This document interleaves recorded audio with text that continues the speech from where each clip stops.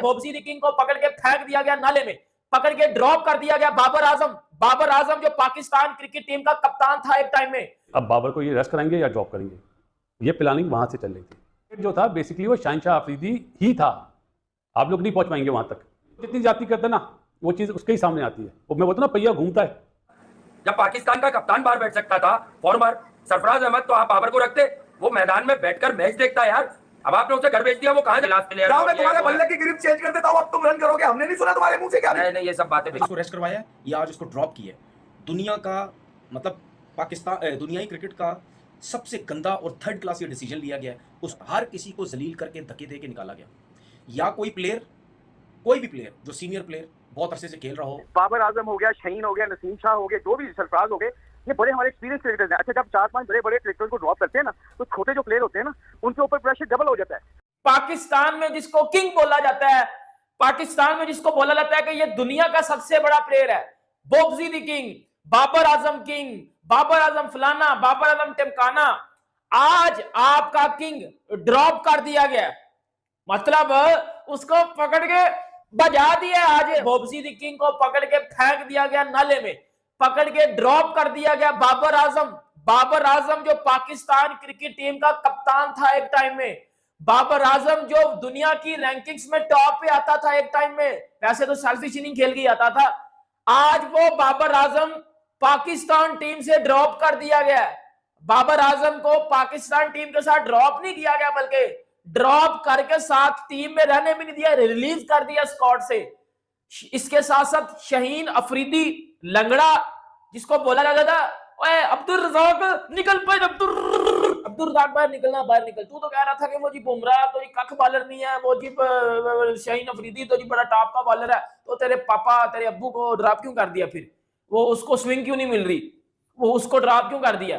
तू तो कह रहा था बुमराह तो कुछ भी नहीं है उसके आगे, बुमराह तो उसके पाँव की मट्टी भी नहीं है, शहीन अफरीदी टॉप का बॉलर है, तो तेरे पापा शहीन अफरीदी को पकड़ के ड्रॉप क्यों कर दिया? फिर उसको तो पकड़ के लटका दिया। फिर वो ये अब बाबर को ये रेस्ट कराएंगे या ड्रॉप करेंगे, ये प्लानिंग वहां से चल रही थी। क्यों? बैटिंग पिचेस बनाई गई अपने लिए, उसमें बैड लक है बाबर की। इन पिचेस पे पहले टेस्ट मैच वाली पिच पे आउट हो गया, बैड लक, फॉर्म अच्छी नहीं है। लेकिन टारगेट जो था बेसिकली वो शहनशाह अफरीदी ही था। आप लोग नहीं पहुंच पाएंगे वहां तक बिकॉज ऑफ शाहिद आफरीदी। और शाहिद आफरीदी को भी मैसेज दे रहा हूँ, शाहिद मियाँ अपने दोस्त और दुश्मन को पहचानो। हर हंसकर बोलने वाला आपका दोस्त नहीं है।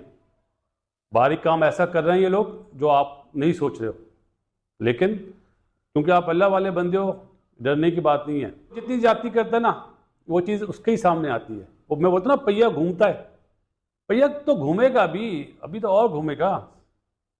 ने टीम अनाउंस करी जिसमें मैंने बताया नसीम शाह नहीं है, शाहीन नहीं है, बाबर नहीं है, और कहा गया कि रेस्ट कराया गया। बहुत अच्छा जुमला ये रेस्ट, ड्रॉप वाला जुमला गलत है, जाती है, क्रिकेट के साथ बलात्कार है। अगर ड्रॉप वाला जुमला आता है ना, ये हमारे हीरो थे, हैं, रहेंगे। परफॉर्मेंस ऊपर नीचे होती है, पंखे लगा के बेइज्जती करवा रहे हैं पाकिस्तान की, सीधी सी बात है।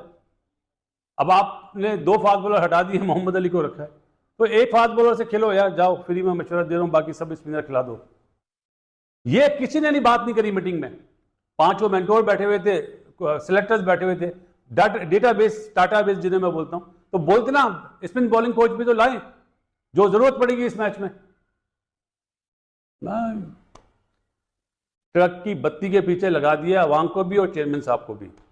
झूला झुला दिया नई सिलेक्शन कमेटी ने इज्जत माफ जनाब बाबर आजम साहब को। बहुत सारे सेंटिमेंट्स हैं, सरफराज को भी बिना खिलाए बाहर कर दिया। मेरे पास अनऑफिशियल जराए से मेरे पास खबर है कि शाहीन और नसीम को ड्रॉप नहीं किया जा रहा था। इन्होंने सिलेक्टर्स को बताया कि हमें थोड़े थोड़े निकल जा रहे हैं। बात यह है कि आपने ड्रॉप नहीं किया, आपने फेस सेविंग दी है यार। आप बाहर बैठा के रखे, जब पाकिस्तान के कप्तान बाहर बैठ सकता था, जब पाकिस्तान का कप्तान बाहर बैठ सकता था फॉर्मर सरफराज अहमद, तो आप बाबर को रखते, वो मैदान में बैठकर मैच देखता है यार। अब आपने उसे घर भेज दिया, वो कहां जाके क्रिकेट खेलेगा, कहां सीखेगा भाई? कोई जगह दिख रही है आपको? गिरिया ऐसा हो रहा है, आंसू ऐसे बहाए जा रहे हैं जैसे एलन मस्क का रॉकेट लेके उतरा था ये क्रिकेट के अंदर। अबे तेरी ऐसी की तैसी मैं कह रहा हूँ कि तुमने सिर्फ पाकिस्तान के बच्चों को बदनाम पाकिस्तानी फैंस को बदनाम करने के अलावा दिया क्या है तुमने? तुम पहले तो कह रहे थे आप बाबर को नहीं करो और वो वर्ल्ड क्लास प्लेयर जाओ, मैं तुम्हारे बल्ले की ग्रिप चेंज कर देता हूँ, अब तुम रन करोगे। हमने नहीं सुना तुम्हारे मुंह से क्या? नहीं नहीं, ये सब बातें अब बेकार कौन की सी हैं। फनकारियां यार? और फिर ड्रॉप हो गया तो क्या हो गया? जनाजा थोड़ी उठ गया को यार। पाकिस्तान की क्रिकेट जीती जागती है, अभी भी खेलेगी। मिकी आर्थर ने अलग आपको आपके नेक्सिस को एक्सपोज किया, हम तो उस पर बात भी नहीं कर रहे। वक्त गुजर जाता है, सबने स्टेटमेंट पढ़ ही लिया होगा, ट्वीट पढ़ ली होगी, लोगों ने प्रोग्राम भी किए होंगे। भाई अगर हम भी 2-3 दफा बैठे होते कल तो हम भी कर देते उस पर बात। पाकिस्तान टीम जो अनाउंस हुई है उसके ऊपर तो मैं बिल्कुल बात नहीं करना चाहता। जो भी प्लेयर आया गया उसका मुझे कोई प्रॉब्लम नहीं है। मैं सिर्फ आज ये बात करना चाहता हूँ कि जो बाबर आजम को इन लोगों ने ड्रॉप किया है, क्योंकि उसकी वजह यह है कि इन लोगों की अपनी इज्जत तो है नहीं, ये दूसरों की इज्जत का बेड़ा गर्क कर देते हैं। बहुत अरसे से हम कह रहे हैं कि यार बाबर आजम को रेस्ट करवाएं, बाबर आजम को रेस्ट करवाएं। अगर जिम्बाब्वे की सीरीज़ है या बांग्लादेश की सीरीज़ है या कोई सी भी हल्की टीम है, उसको रेस्ट करवाया जाए। आज उसको रेस्ट करवाया है या आज उसको ड्रॉप किया है। दुनिया का मतलब दुनियाई क्रिकेट का सबसे गंदा और थर्ड क्लास ये डिसीजन लिया गया है, उसको ड्रॉप किया गया है, उसकी बेइज्जती करवाई गई है। क्योंकि किसी भी टीम का जो सबसे बड़ा प्लेयर होता है ना, अगर आप उसके साथ इस तरीके का सलूक करेंगे ना तो उसकी बेइज्जती होगी। अब कोई भी पाकिस्तान का कप्तान, एक कप्तान मुझे बता दो सिवाय इमरान खान के 92 का वर्ल्ड कप जीते और उन्होंने रिज़ाइन किया, उसके अलावा मुझे कोई सा भी एक कप्तान बता दो जिसने अपनी मर्जी से रिज़ाइन किया हो या जिसने बोला नहीं यार मैं कप्तानी नहीं करना चाहता। हर किसी को जलील करके धक्के दे के निकाला गया। या कोई भी प्लेयर जो सीनियर प्लेयर बहुत अरसे से खेल रहा हो और वो नहीं रिटायर होना चाह रहा, ठीक है, उसको भी धक्के दे के उसको भी जलील करके निकाला गया। उसकी रीज़न क्या है और ये कब से चलता आ रहा है? उसकी रीज़न ये है क्योंकि आपके लोग क्रिकेट बोर्ड में ऐसे आ जाते हैं जिनको क्रिकेटर्स की रिस्पेक्ट करने का पता नहीं, क्योंकि वो खुद कभी खेले नहीं। क्रिकेटर्स की इज्जत उनको करनी नहीं आती। उनको इतनी समझ नहीं है कि यार किस तरीके से प्लेयर्स के साथ हैंडल किया जाता है। बाबर आजम हो गया, शहीन हो गया, नसीम शाह हो गए, जो भी सरफराज हो गए, ये बड़े हमारे एक्सपीरियंस क्रिकेटर्स हैं। अच्छा, जब 4-5 बड़े बड़े क्रिकेटर्स को ड्रॉप करते हैं ना, तो छोटे जो प्लेयर होते हैं ना, उनके ऊपर प्रेशर डबल हो जाता है। आपने सीनियरिटी को साथ लेके, एक्सपीरियंस को लेके यूथ को तैयार करना होता है। अच्छा, जो जितना ये सिनारियो हुआ हारने की वजह से हुआ है, हार जो है कॉन्फिडेंस इतना खराब हो गया था लड़कों का, डिसीजन मेकर्स का, तो उनको समझ नहीं आ रही।